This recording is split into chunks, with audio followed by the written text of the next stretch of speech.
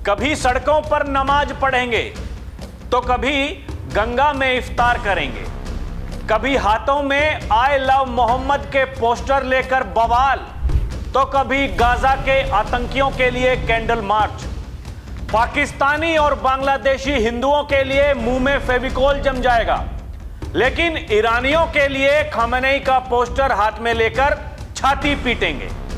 सवाल है कि आखिर हमारे देश के शांति दूतों को क्या हो गया है?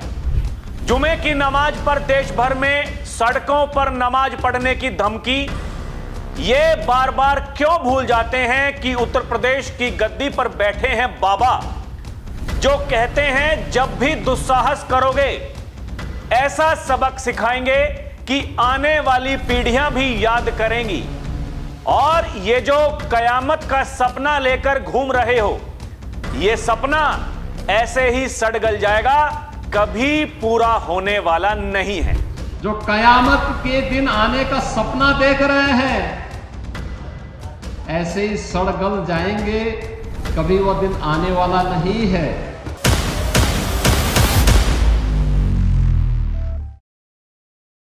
दर्शकों नमस्कार, डीएनपी इंडिया में आपका स्वागत है। मैं हूं आपके साथ राहुल चौधरी।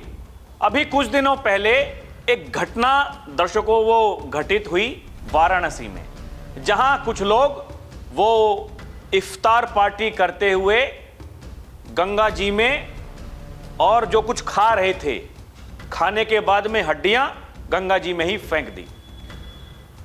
भूल गए थे कि उत्तर प्रदेश में कौन है बाबा की पुलिस कैसे काम करती है। उनको जैसे ही शिकायत मिली, तुरंत उन शांति दूतों को धर लिया गया।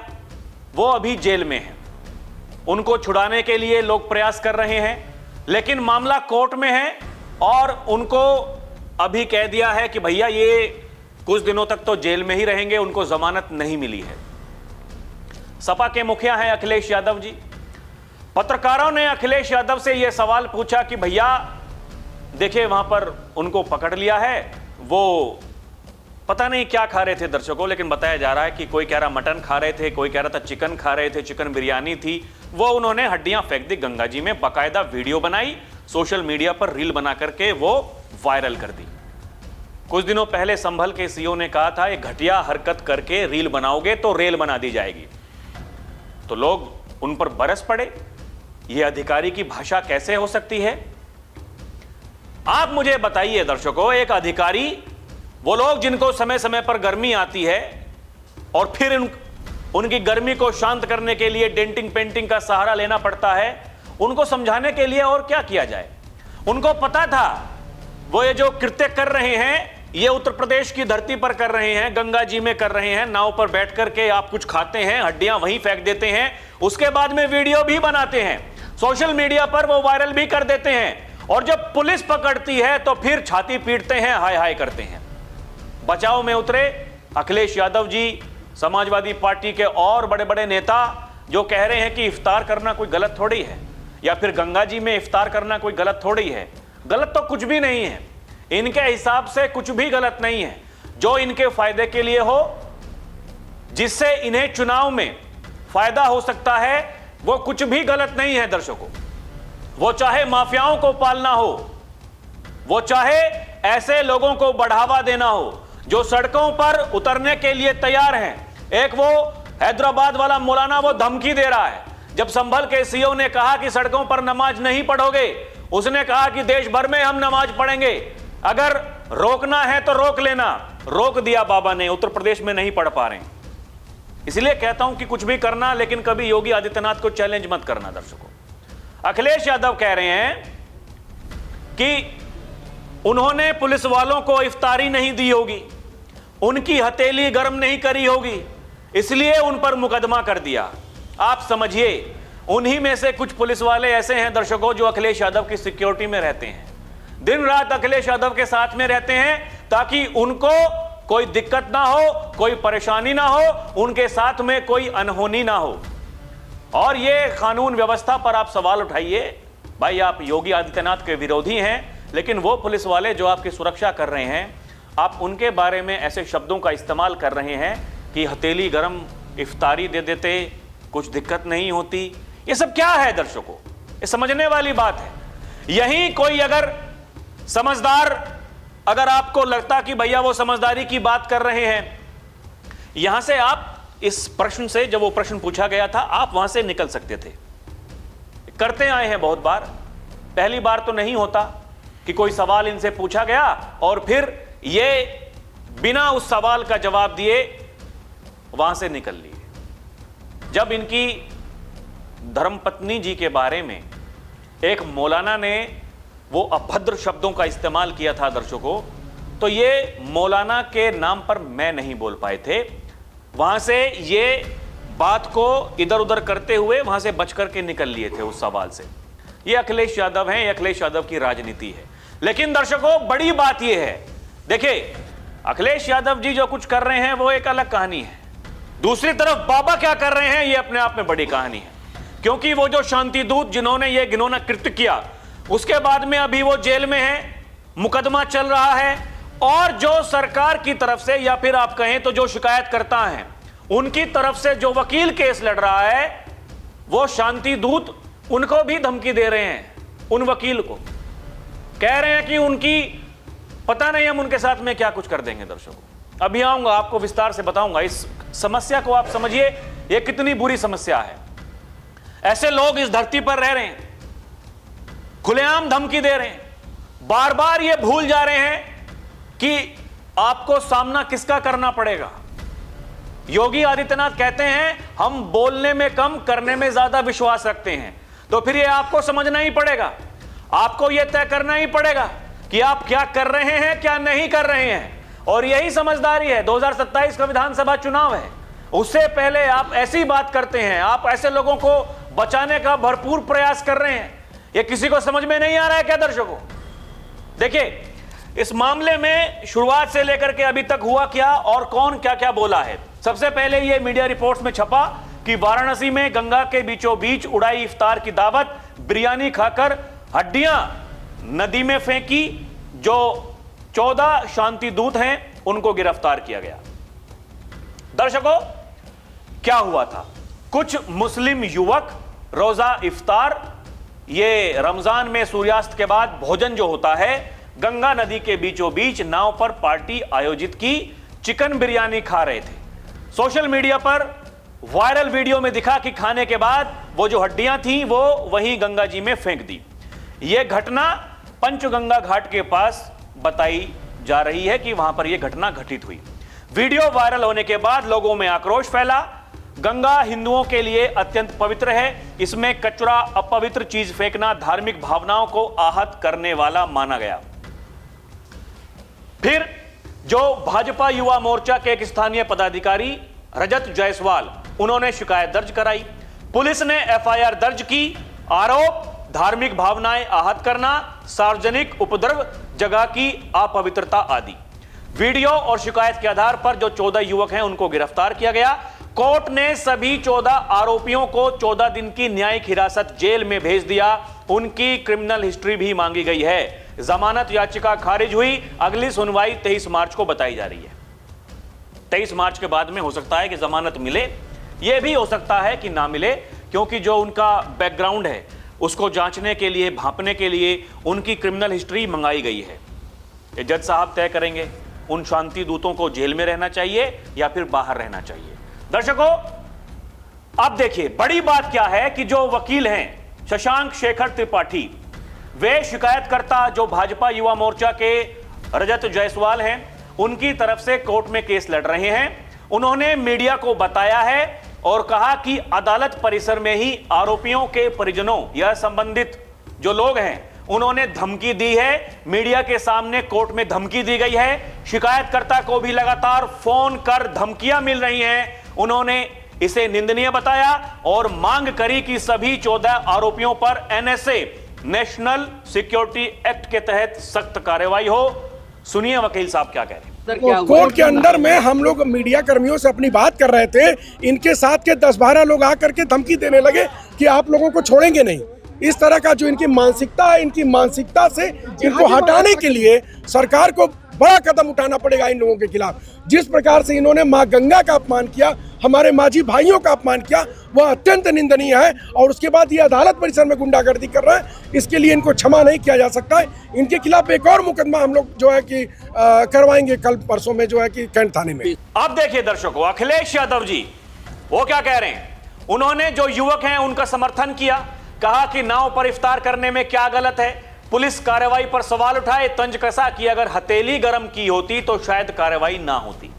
ये आज भी उसी मुगालते में है जिस समय ये मुखिया जी थे सूबे के, और कैसे पुलिस काम करती थी, प्रशासन कैसे काम करता था। इन लोगों को यह लगता है कि आज भी ऐसा ही हो रहा है। हालांकि दर्शकों, हो सकता है, देखिए इस बहस में नहीं जाना चाहता कि कौन पुलिस वाला कैसे काम कर रहा है, कैसे नहीं कर रहा है। लेकिन सवाल यह है कि अगर कोई गलत काम करता है तो फिर जो उनके बड़े अधिकारी हैं उनको बताए, उनके ऊपर कार्रवाई जरूर होगी। ये कहते हैं योगी आदित्यनाथ।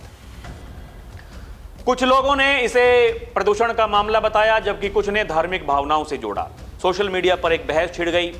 जो भैया वो राष्ट्र प्रेमी हैं, उन्होंने कहा कि सख्त से सख्त कार्रवाई होनी चाहिए, और जो शांति दूतों के प्रेमी हैं वो कह रहे हैं कि जानबूझकर एक धर्म को टारगेट किया जा रहा है। ये तो हम आरोप देखते ही हैं, उत्तर प्रदेश में लोग लगाते ही हैं कि एक खास धर्म को बार बार टारगेट किया जाता है, ये होता है वो होता है। समाजवादी पार्टी के देखिए एक और नेता हैं दर्शकों, ये रविदास मेहरोत्रा। ये वो हैं जिनको जिम्मेदारी दी गई थी जब वो तथाकथित शंकराचार्य वहां लखनऊ में वो कार्यक्रम कह रहे थे कि हम ये घोषित कर देंगे योगी आदित्यनाथ हिंदू नहीं है। वहां भीड़ जुटाने की जो जिम्मेदारी थी वो इन पर थी दर्शकों, नहीं जुटा पाए भीड़। अब बयान दे रहे हैं, कह रहे हैं गंगा में इफ्तारी करना गलत नहीं है।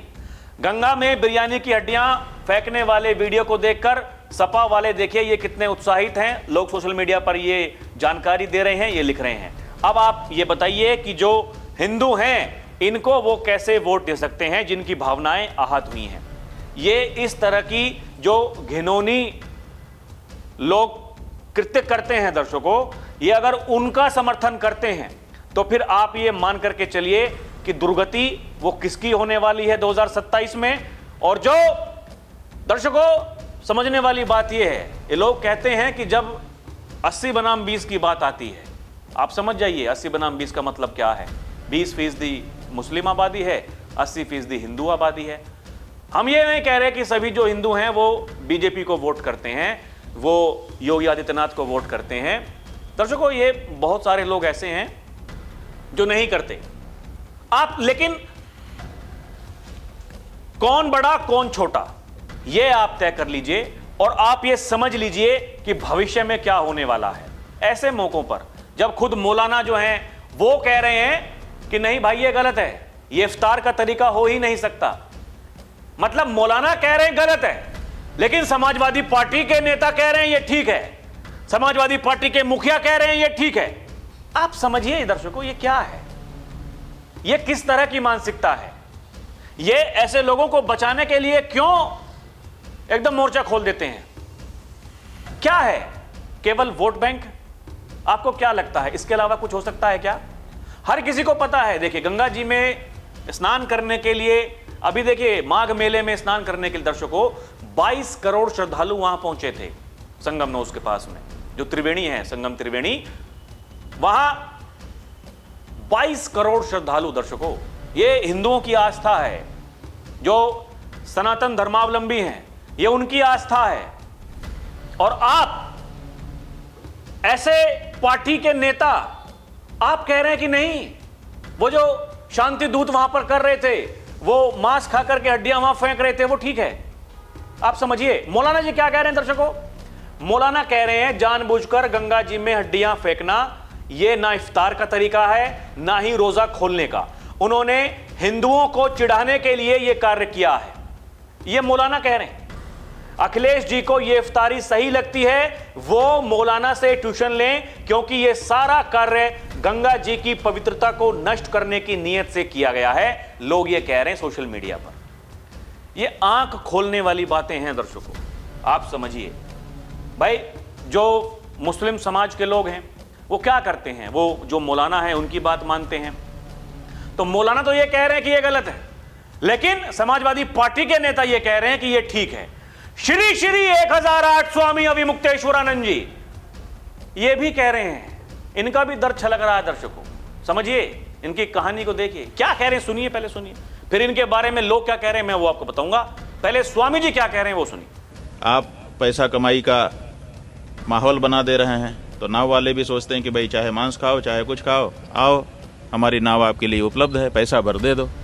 तो ये जो माई को कमाई का साधन विगत कई वर्षों से बनाने की कोशिश की जा रही है, उसका ही ये दुष्परिणाम है। बात यह है कि ये जो सरकार है, अब ये सिद्ध हो चुका है कि ये गौ ब्राह्मण और गौ ब्राह्मणों पर लक्षित पूरे सनातनी समाज के विरुद्ध है। ये हमारे बीच में आकर के हमारा ही वेश धारण करके हम ही को नष्ट करने के लिए कार्य करने वाली सरकार है। इसलिए हर हिंदू को सावधान हो जाने की ज़रूरत है इनसे। ये कालनेमी हैं, रूप हमारा धारण करते हैं, बातें हमारी करते हैं, लेकिन जब करने का मौका आता है तो सब कुछ हमारे विरुद्ध कर रहे हैं।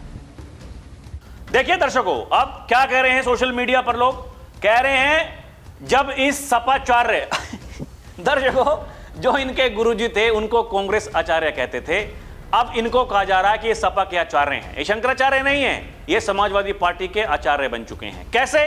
देखिए, स्वामी जी बता रहे हैं, नाव में चाहे वो मटन हो चिकन हो, इफ्तारी करने गंगा जी में हड्डी फेंके जाने पर सवाल जब पूछा गया तो किस तरह से अखिलेश यादव का दिया गया जो स्क्रिप्ट है उसको पढ़ रहे हैं लोग। ये कह रहे हैं, वो कह रहे हैं कि ये कह रहा है जब गंगा नदी में क्रूज चलाकर अनाचार किया जा रहा है, तब किसी ने इफ्तारी कर ली, कोई कुछ फेंक दिया खा करके, तो आपत्ति क्यों है? मतलब गंगा नदी में जो क्रूज हैं उसमें अनाचार हो रहा है और गंगा नदी के क्रूज पर जो मांसाहार दिया जा रहा है।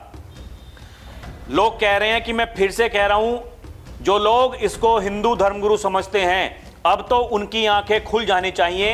ये जिहादियों का दलाल है, ये समाजवादी पार्टी का दलाल है। लोग ये कह रहे हैं दर्शकों, देखिए क्या कह रहे हैं, अब आप समझ जाइए। क्योंकि ये जो श्री श्री 1008 गुरु स्वामी जी हैं, जब 370 हटी थी इन्हें तब दिक्कत हुई थी। जब वो अतीक अहमद मुख्तार अंसारी दर्शकों वो चले गए थे जहन्नुम में, इनको तब भी दिक्कत हुई थी। कुछ भी ऐसा होगा इनको दिक्कत होगी। वहां बांग्लादेश में अभी हिंदुओं के साथ में जो नरसंहार हुआ चुनाव से पहले दर्शकों, ये बांग्लादेश पे बै नहीं बोल पाए, आप समझिए। और ऐसी घटनाओं पर जिसका समर्थन कर रही है समाजवादी पार्टी, उसका समर्थन करते हुए दिख रहे हैं स्वामी जी। अब आप इस राजनीति को समझिए कि स्वामी जी को आगे कौन कर रहा है, किन लोगों को बचाने के लिए यह सब किया जा रहा है, इसके पीछे कौन कौन लोग हैं, क्या मतलब है और क्या करना चाहते हैं। सबसे बड़ा सवाल तो यही है कि आप क्या करना चाहते हैं इस देश के साथ में। देखिए दर्शकों, इस देश को तोड़ने के, यहां सनातन धर्म को खत्म करने के भरपूर प्रयास किए गए हैं। आप इतिहास उठा करके देख लीजिए, क्या कुछ प्रयास नहीं किए। कितने बड़े बड़े कलाकार विदेशी आक्रांता यहां पर नहीं आ गए। वो क्यों आए? क्योंकि हम आपस में बटे हुए थे। ये जो साम्राज्य को हड़पने की जो होड़ थी दर्शकों, समझ रहे हैं आप, जैसे आज राज्य हैं, उस समय सबका साम्राज्य ऐसे ही हुआ करता था। अब कोई कमजोर है, सामने वाला वो ताकतवर है, तो विदेशी आक्रांता को बुलाया जाता था, आइए हमारी मदद करिए, हमें सामने वाले को हराना है। यानी जहां तक आप सीमित हैं, आपको वहां तक सीमित नहीं रहना था। और यही जो कमजोरी थी, इसको हथियार बना लिया किसने? विदेशी आक्रांताओं ने। उनको यह पता चल गया कि देखिए ये तो आपस में लड़ते हैं, हमें इस चीज का फायदा उठाना है। यही वो कारण है कि मुगल वो आक्रांता वो यहां पर आए दर्शकों, बेड़ा गर्क कर दिया इस देश का। समझिए, आज ये लोग जो वहां खमनई के लिए छाती पीटते हैं, ये सब लोग कौन हैं? इनका इतिहास अगर इनसे पूछा जाए कि भैया आप कौन हैं, क्या आपके पूर्वज वो सनातन धर्म को मानने वाले हुआ करते थे, ये पूछना चाहिए दर्शकों। क्योंकि ये वही लोग हैं जो कहते हैं कि ईरान में रहने वाला जो मुसलमान है वो सच्चा मुसलमान है, क्योंकि वो 1500 वर्ष पुराना मुसलमान है। जबकि जो सऊदी में दुबई में रहने वाले जो मुस्लिम हैं, अगर उन पर हमला होता है, ये कहते हैं कि हम उनके साथ में नहीं हैं क्योंकि वो 700 से 800 वर्ष पुराने हैं। सवाल यह है कि यहां भारत में रहने वाले ये जो मीट खाकर हड्डी फेंकते हैं गंगा जी में, ये कितने साल पुराने हैं? जो कहते हैं कि हम खतरे में हैं, ये कितने साल पुराने हैं? बहुत सारी वीडियोस अभी वायरल हुई खामनेई को लेकर के। महिलाएं, दर्शकों, बच्चे, छोटे छोटे बच्चे ये कह रहे हैं हमारे रहनुमा हैं खामनेई जी, इतने महान इंसान थे। यहां पत्रकार, भारत के पत्रकार, दर्शकों, वो खामनेई की तारीफ कसीदे पढ़ने के लिए क्या कुछ उन्होंने नहीं कह दिया, क्या कुछ नहीं कह दिया। खामनेई इतने महान इंसान, अरे मैं गई थी उनसे मिलने के लिए, इतना आदर किया। क्या बवाल है भाई, ये सब कैसी मानसिकता है? रहेंगे इसी देश में, इसी का खाएंगे, वंदे मातरम नहीं गाएंगे, भारत माता की जय नहीं कहेंगे। आप समझ लीजिए, आपको इफ्तारी करने के लिए कोई मनाही नहीं थी। प्रशासन भी यही कह रहा है, जो शिकायत करता है वो भी यही कह रहे हैं, किसी ने मना नहीं किया था। लेकिन वो जो जानबूझकर आपने जो वो हड्डियां फेंकी हैं गंगा जी में, वो रील बनाई गई है, वो रील बना करके वायरल की गई है, लोगों की धार्मिक भावनाओं को आहत करने के लिए, सांप्रदायिक माहौल बिगाड़ने के लिए, ये सब कुछ जो किया जा रहा है, ये क्या है? इससे क्या हासिल होगा? ये बार बार जो धमकियां दी जाती हैं, कोई रोक सके तो रोक लो, किसी के बाप में दम है तो हमसे वंदे मातरम बुला करके देख लो, किसी के बाप में दम है तो हमें सड़कों पर नमाज पढ़ने से रोक लो। ये जो धमकियां हैं, वो धमकियां किस लिए हैं? क्या मतलब है? और कोई ठीक है, जो भटके हुए नौजवान हैं, पढ़े लिखे नहीं हैं, वो इस बात को कहें तो अच्छा लगता है। दर्शकों, बड़े बड़े मौलाना अपने आप को धार्मिक गुरु कहते हैं, ऐसी भाषा का इस्तेमाल करते हैं, भीड़ जुटाने की बात करते हैं। एक वो मौलाना बिहार में बैठा हुआ, योगी जी की मां को उसने किस तरीके से उनके बारे में अभद्र भाषा का इस्तेमाल किया। उसके बाद में कहने लगा, अगर मेरी गिरफ्तारी हो जाती है तो आप लोग सड़कों पर उतर जाना। एक वो बरेली वाला मौलाना था, वो भी यही कह रहा था, आज अपनी ताकत दिखानी है, चाहे पुलिस वालों की जान ही क्यों ना लेनी पड़े। अब ये हैदराबाद वाला है, ये कह रहा है किसी में दम है तो रोक करके दिखा देना। बाबा ने तो रोक दिया, दिखा दिया दम, क्या कर लिया? इसीलिए कहते हैं कि बोलने से पहले कुछ ध्यान देना चाहिए। माहौल बिगाड़ने से देश का कुछ होगा नहीं, इस देश का भला नहीं होगा। वैसे ही इस दुनिया में बहुत कुछ चल रहा है, वहां खाड़ी के देश, वहां मुस्लिम देश आपस में लड़ रहे हैं। आपको इस बात की फिक्र नहीं है?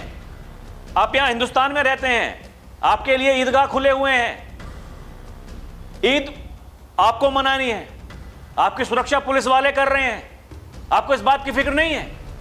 वहां देखिए त्राहिमाम मचा हुआ है, आप यहां जुमे की नमाज भी अदा कर रहे हैं, अपना त्योहार भी मना रहे हैं। तो कम से कम इतनी मर्यादा तो रखनी होगी, ताकि ये जो भाईचारा जिसकी आप बात करते हैं भाई, वो खराब ना हो। और ऐसे ऐसे लोग जो बचाव में उतर जाते हैं, दर्शकों, सवाल तो उनसे है, सब कुछ भूल जाते हैं आप लोग। इस देश की हकीकत क्या है? अब भविष्य में तो आपका तो सपना होगा, आप तो ये कहते हैं कि हिजाब पहनने वाली लड़की एक दिन प्रधानमंत्री बन जाएगी। वर्तमान की स्थिति क्या है उसको देखिए ना। ये भाषणबाजी करने से कुछ होता नहीं, आपको देखना पड़ेगा क्या हकीकत है क्या नहीं। दर्शकों, अभी के लिए इतना ही। आप हमें कमेंट करके बताएं, ये जो मानसिकता है इसका इलाज कैसे हो सकता है। आप देखते रहें डीएनपी इंडिया, हर खबर भरोसे के साथ। और आपसे अपील, हमारे चैनल को आप सब्सक्राइब करें। आप हमें भरपूर प्यार दे रहे हैं दर्शकों, लाखों में हमें देख रहे हैं। हमारी ताकत बने, हमें मजबूत करें, हम देश की आवाज को, राष्ट्रवाद की आवाज को मजबूत करेंगे। दर्शकों, बहुत बहुत धन्यवाद, नमस्कार, जय हिंद।